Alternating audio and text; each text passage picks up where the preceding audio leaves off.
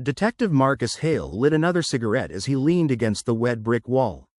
The neon signs of Fifth Avenue reflected on the puddles, giving the night a restless glow.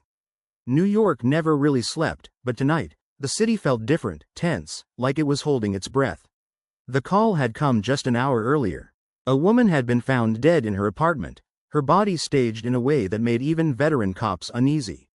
Hale had seen hundreds of murders in his career, but this one was personal. The victim, Evelyn Ross, was a journalist, and 3 weeks ago, she had called Hale, claiming she had information that could burn down half the city. Now she was gone. He flicked his cigarette into the gutter and walked into the dimly lit building. The crime scene was alive with uniforms, cameras flashing as evidence was collected. Evelyn's apartment smelled of cheap perfume mixed with iron. On the floor, Evelyn's body lay gracefully posed, like a puppet placed on stage for an audience. Detective Hale's partner, Sarah Torres, approached with a clipboard. "Looks like no forced entry," she said, voice sharp. Door was locked from the inside. Windows shut. Whoever did this, Evelyn let them in. Hale's eyes scanned the room. The killer had left something behind. A red playing card, the Queen of Hearts, pinned to the table with a knife. Hale whispered under his breath, "This isn't just murder. This is a message." And he knew, whoever sent it wasn't done yet. Detective Marcus Hale didn't sleep that night.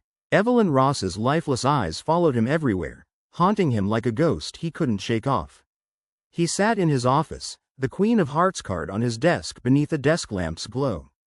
The more he looked at it, the more it felt like the killer was laughing at him. By morning, Torres stormed into the office with coffee in one hand and a folder in the other. "Autopsy's in," she said, dropping the folder. "Time of death between 9 and 11 p.m. Cause. Precise stab wound to the heart. No signs of struggle, no defensive wounds. Whoever killed her, Evelyn trusted them." Hale frowned. "And the card?" "Clean," Torres replied. "No fingerprints. But I ran Evelyn's call records. She phoned someone last week, multiple times. A man named Vincent Kane. Private art dealer. And guess what?" Torres leaned forward, voice lowering. "He's got a rap sheet. Money laundering. Fraud. 2 assault charges that mysteriously vanished." Hale grabbed his coat. "Then Vincent Kane is our first stop." The two detectives arrived at Kane's gallery, a pristine white building filled with expensive art pieces that seemed too extravagant for the city block. Inside, Vincent Kane waited, his hair slicked back, suit pressed to perfection. His smile was warm, but his eyes, cold, calculating. "Detectives," he said smoothly. "I heard about Evelyn. Tragic, really. She was a spirited woman." Hale cut to the chase. "You spoke to her days before she died. What did she want from you?" Kane chuckled softly. "She was digging into my clients, asking dangerous questions. I told her to drop it. Clearly, she didn't." Torres crossed her arms. "And where were you last night between 9 and 11? "In my gallery," Kane replied without hesitation. "Hosting a private showing. Dozens of people can vouch for me." His alibi was airtight, or so it seemed. But Hale noticed something odd.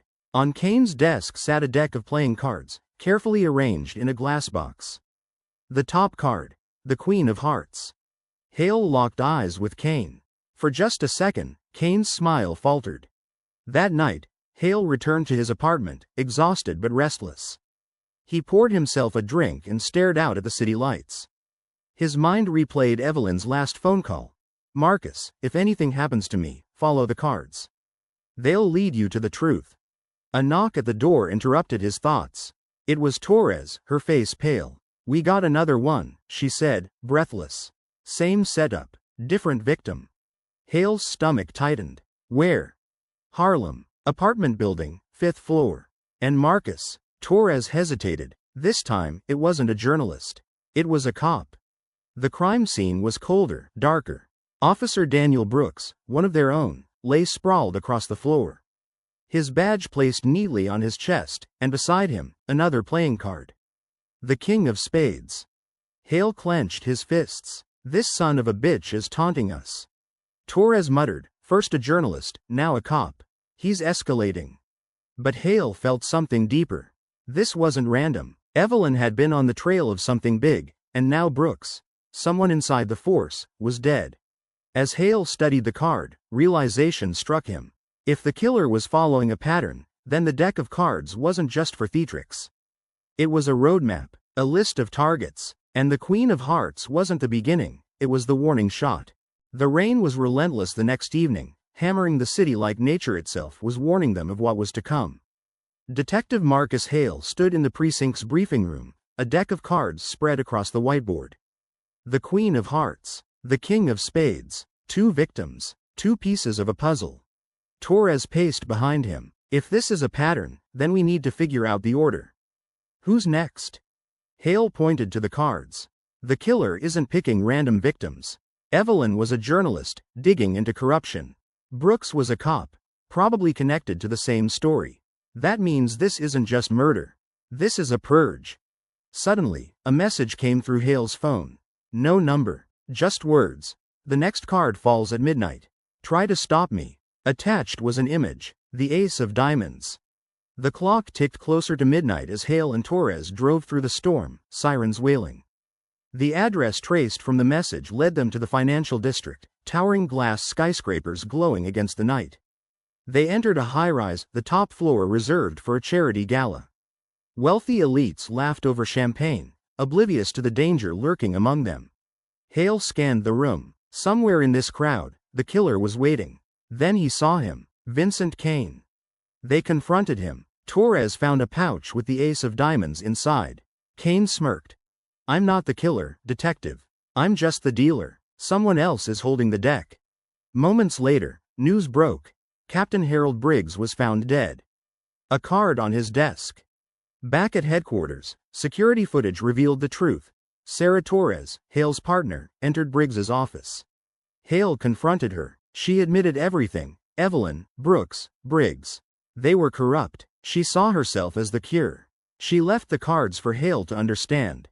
Join me, she pleaded. Hale begged her to stop. She pulled out the final card, the Joker. A shot echoed through the precinct. Hours later, Hale stood on the rooftop, the bloodstained deck beside him. The city below sparkled with indifferent lights. The case was closed, but the scars would never heal. The Queen of Hearts, the King of Spades, the Ace of Diamonds, the Joker, 4 cards that told a story of betrayal, justice, and vengeance. And Hale knew. In New York, the game was never really over.